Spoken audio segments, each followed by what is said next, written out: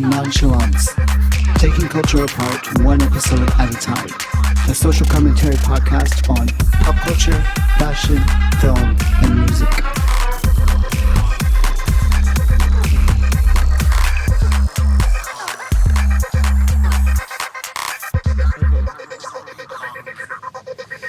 So we're starting this podcast. We're sitting in Regents Park. It's a pretty decent day. So hey everyone, or hey, or like hello. Hi, I'm Serena. And I'm Rick.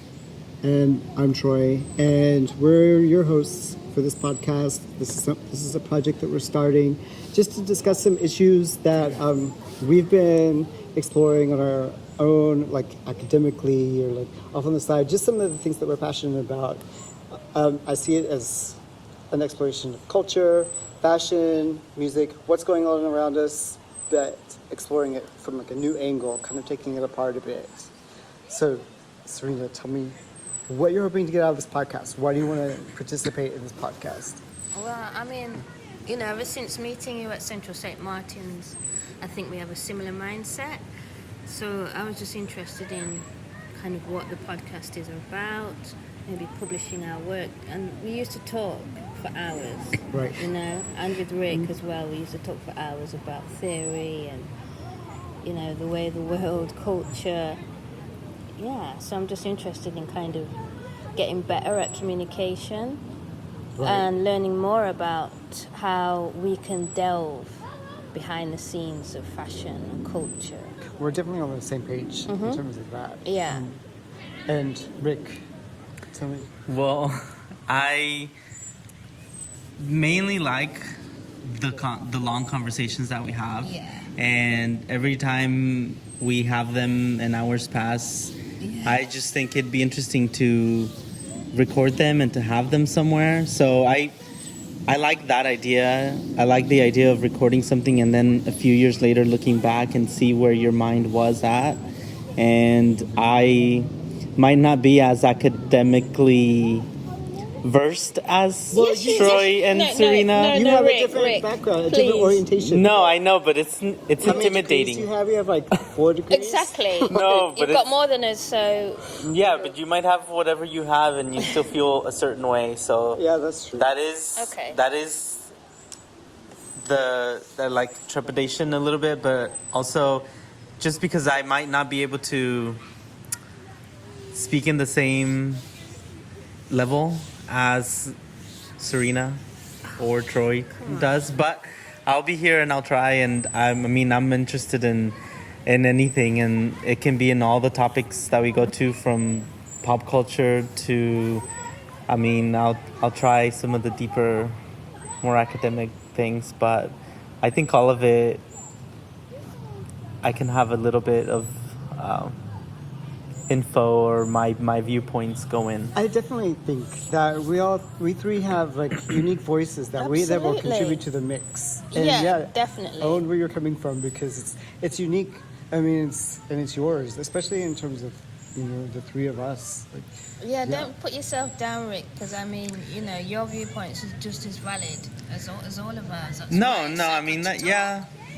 That's fine. That's just like one of the scary parts of doing this and seeing how you two talk to each other and how I don't know. So, and it's a little intimidating, but that's it. I'm not like not gonna do this, so I'm still here, and okay. And I guess the reasons I want to do the podcast is that I like our conversations that the three of us have. It just flows, and we could talk for hours. We do talk for hours. We do talk for hours. Yeah. And like sometimes when it's just me or just the two of us or whatever, it's like it would be nice to know other people who could join in on the conversation, and I don't necessarily know who those people are. So in a way, this is like an invitation a way to participate that kind of like escapes the immediate geography. Like we get beyond this immediate space, and then we're kind of presenting subjects that are hopefully interesting that other people would want to talk about. And who knows, maybe someday we'll meet some of them or like get some like, I don't know, interesting relationships out of it.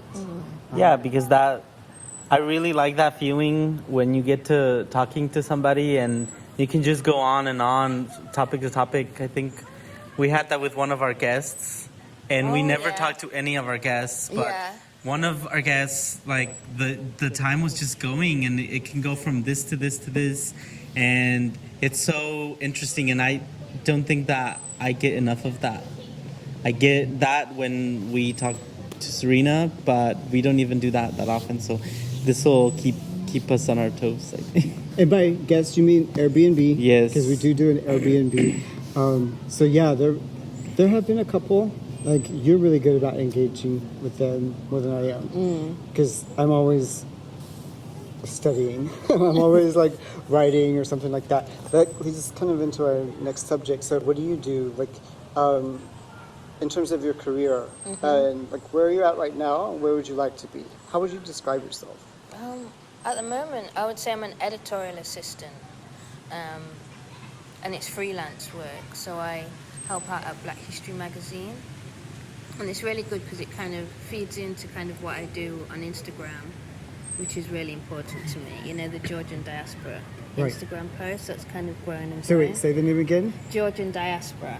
Right. Okay. Yeah, I mean, so that's about multicultural people in history and how they're visually seen. So I really enjoyed that, and I've kind of met loads of people through being at CSM, and then through kind of Black history and just the people I meet. And the more and more I talk to people, they want me to do this, want me to do that. So I've ended up, becoming an editorial assistant.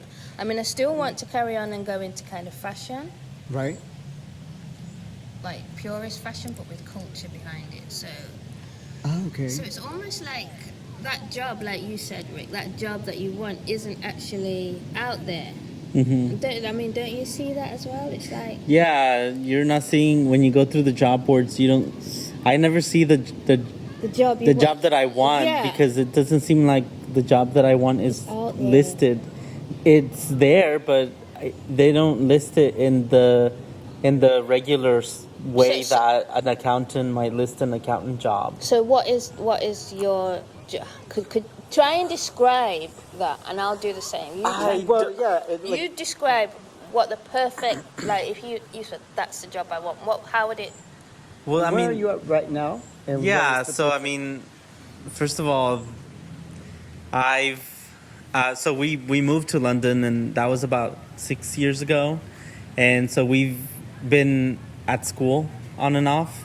So I did one MA, one MBA, and another MA that I just finished last year. So after that, MA at Central St. Martin's, which was Applied Imagination in the Creative Industries.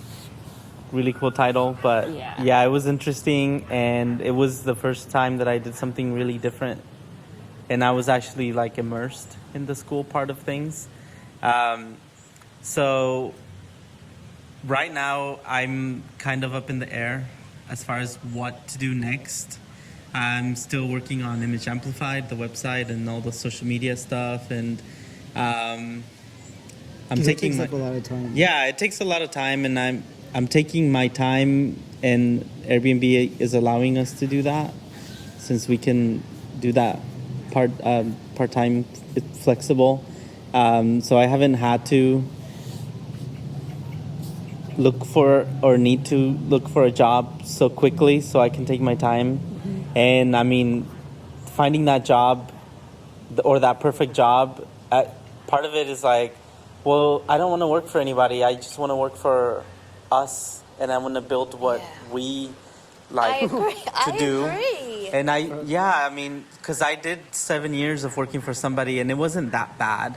But there were some perks. Yeah, there were some perks. Some real downsides too. Yeah, and really just when you're miserable and you really dread every day, and dread going in to do your job, and I don't miss that. I don't want to go back to it. I don't want to have to go back to it. So, I mean, that perfect job would be just working for ourselves and being a kind of an editor who creates editorials job, are, curating being responsible for content. Yeah, being responsible and like having that make money, and even working with teams and giving those teams opportunities to get paid, because Yeah. people don't appreciate the all the work that somebody might put into. I mean, models, stylists, hair, makeup, all of it. Like all of those people don't get paid the way they should. Yeah. So if we could have something that could allow for us to give that to other I think people. in terms of like sustainability, it's like you just Yeah. don't want to take and True, take and it's take and true. just put out there and treat it like garbage. It's like, no, create a sustainable system. It may not be luxe at first. It may not be like high stakes and super profitable, but at least it's fair to the people who are participating.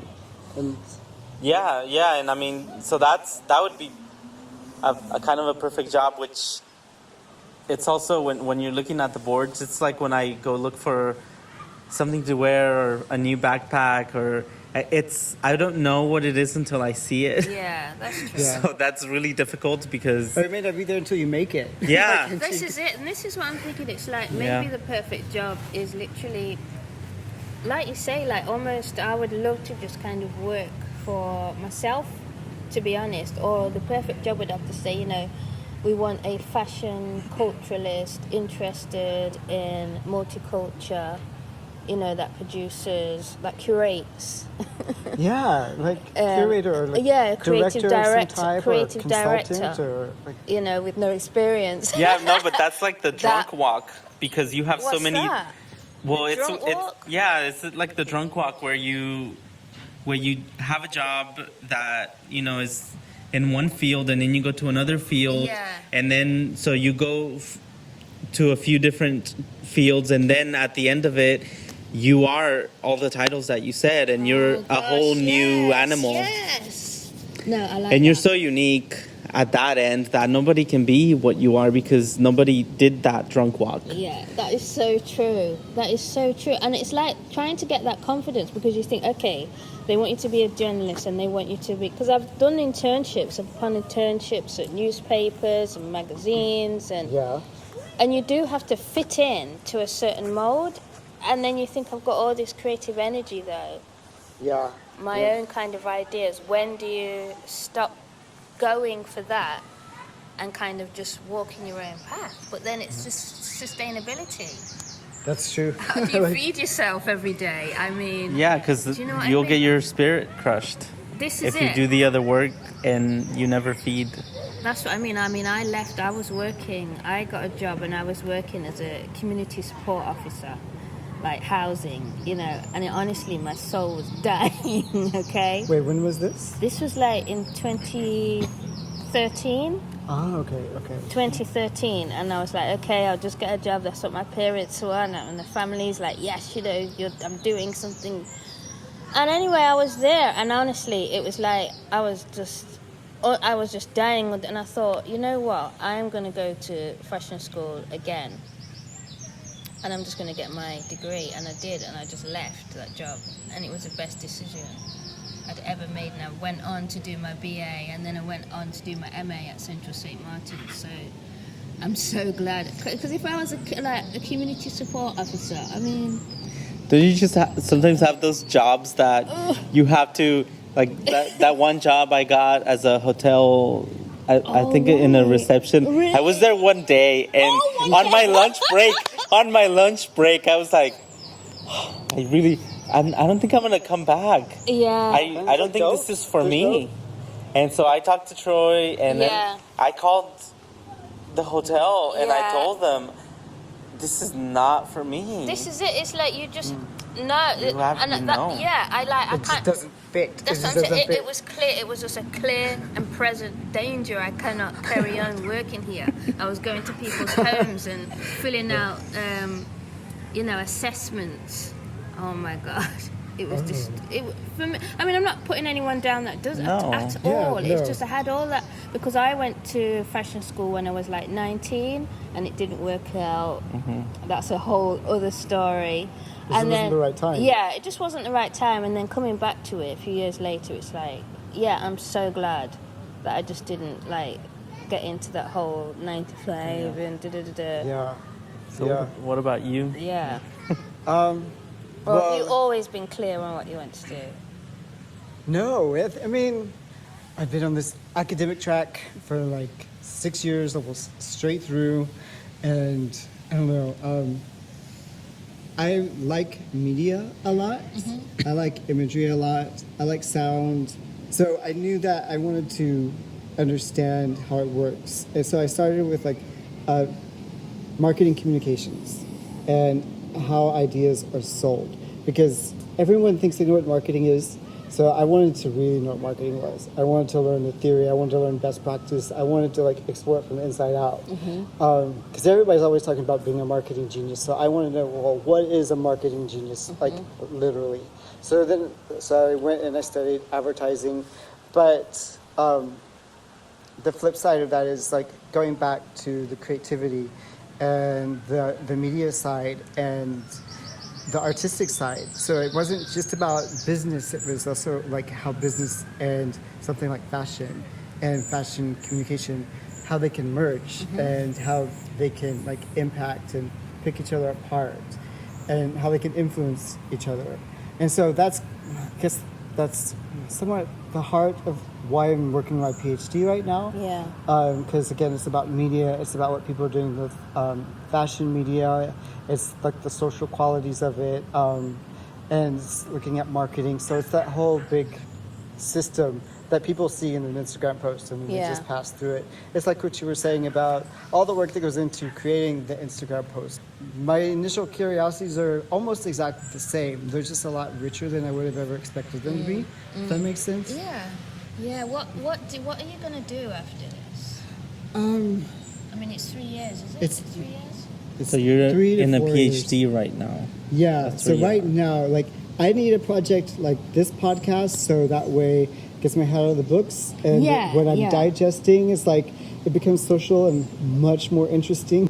I can see myself speaking Oh yeah. and writing books and continuing to work with media. Yeah. And whether it's through, I don't know, and again, it's like, I don't think it's there until we make it. Like, I don't want to fit into somebody else's formula. But yeah, it's more like to have my ideas, but then it's about communicating them in multiple formats. Yes, yeah. And taking inspiration and breaking it down. And then, you know, if a brand is interested in it, if a like magazine is interested in it, if whoever's interested in it, just that's what I do. That's what I do. I just translate. Like, Yeah, I could see you talk. I could definitely see you talking and yeah. kind of, yeah, definitely, and writing books. I think that's really interesting. I mean, I would love also to work for like a small, nimble marketing company. Yeah. Who does interesting work. It doesn't have to be like the biggest, but innovative and pushing boundaries that might get noticed like later on. So, okay. So, for an example, like for me, what would your role be in this small business, this nimble business you have? What? For that particular context, it would be Yeah. like a strategist, a media strategist. Okay, a consultant. What's the message? Who is it intended for? And how are they going to understand it? Yeah. And putting it over in words and ideas and images that they'll get. And so that way there's Like, what's their brand value, their brand voice, Yeah. who they are, what's their DNA? yeah, yeah. And who's it relevant to? So that kind of, I like strategy in terms of that. I like that understanding as well. systems. I think we keep doing this, Yeah. and it's a way to kind of focus our ideas Exactly. and our commonalities. Yeah. Or do you want to talk about the Manolo Blahnik? We're going to talk about the Manolo Blahnik Yeah, we can just go into that. exhibition at the Wallace Museum. Yeah, the Wallace collection. The Wallace collection. Yeah. I couldn't So- find it at first. I So got that's my favorite, one of my favorite museums here in London. Yeah. If not maybe my most favorite. The first time I went to it was in 2006 when I took a 6-week course, a study abroad course. It was like architecture, art and photography in London. All right. And the tutor was like this really, really old, like I think 85-year-old man. Oh, wow. And so he took us to all these places, and that was one of the museums he took us to, and it Yeah. was just like that. It made an impression then, but I never knew how to find it again. I just knew, oh, they had armor, knight armor. So a few years ago, I found it again, and I like the rooms and the decor and everything that they have, the paintings and everything it's kind of like belonging in Versailles or just like the Napoleon rooms and the Louvre. It's maybe not as grand as those rooms, but it is like a scaled down version, and it's hidden, so you have to know where it is. Yeah. It's very hidden, but it's very central behind Selfridges essentially. So whenever we heard that they were having Manolo Blahnik exhibit there, that was a good thing to go to, and I liked it. I liked it, the shoes being next to the artwork that may have inspired the shoe. So That for me made all the difference. Yeah. Like, I mean, I appreciated an exhibit like the Alexander McQueen, where it was just his, like the V&A, but my expectations for a Manolo Blahnik exhibit were not like high. Yeah. I mean, Yeah. I don't know that much about him. Like, I know like Louboutin, for example, a little more because Yeah. someone like David Lynch will take a Louboutin and do like an installation around it, and that's how I learned more about it. But seeing the Manolo Blahnik shoes in that kind of context, where you can see the echoing of the detail and like in the paintings and everything, it just made all the difference. yeah, it was like some of them came out of the paintings. Yeah. Or the women in the paintings were wearing the shoes. And yeah, I mean, the only thing I really knew about Manolo Blahnik, I mean, I do know some, but Sex and the City and Yeah, that's really Sarah where Jessica I- Parker's yeah. obsession Yeah. With the shoes. the shoes. The buckle and I Yeah, so remember that was like, oh, that's a name, and that should be interesting. But I was mainly excited about the museum. But yeah, I liked it. What about? I like the what did you museum. think? I thought I'd actually been there before, and I got lost trying to find it around the back of Bond Street. And, Yeah. But I found it eventually, and it looks quite compact. But when you go in, it's huge, and it's all kind of ornate and Very ornate. beautiful wall coverings, silk wall coverings. You've got like the blue room, the red room, the green. I mean, The smoking room. yeah, the smoking room, the chandeliers are amazing. And at first, I have to admit, almost the rooms were so ornate that the shoes kind of were Yeah. lost. But when you kind of get into the detail and you look at the shoes and you look at the paintings and then you kind of pick out the detail. Yeah, because some of the It's shoes beautiful. It's I didn't beautiful. even notice that That's some what of I them were mean. by Some- the I- fireplace. Yeah, and I missed them and had to go and have a look Yeah. and see what the connections were.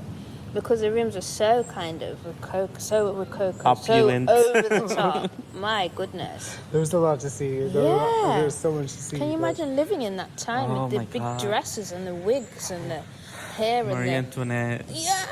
Except And not getting your head chopped Yeah, off. not getting your head, no, not at that time. When you're on a swing and a guy's Yes.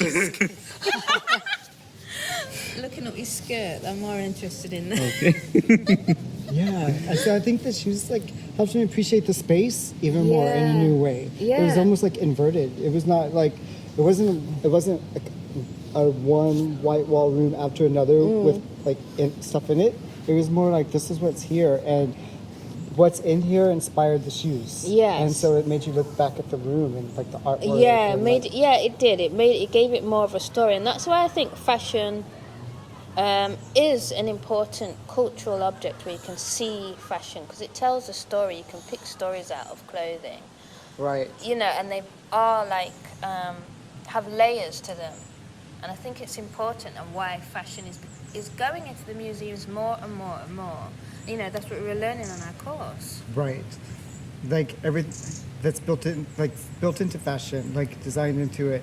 But then also what happens to it as it's used and it becomes like lived in and it takes on like Exactly. this whole other like, Exactly, material culture. It speaks, and it has meaning, and it was worn.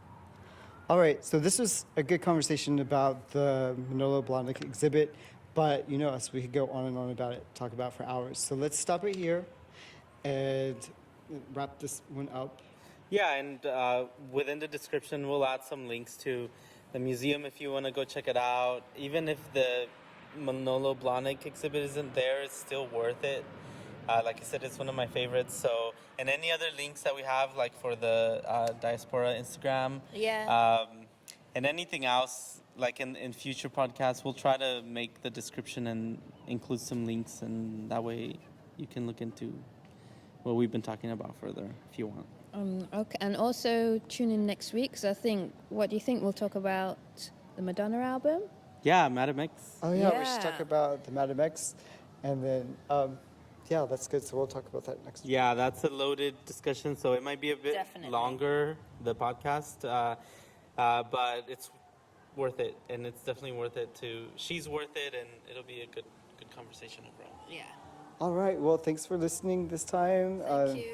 And All right. hope you found it enjoyable and interesting. We'll see you next time. All right, bye. Bye.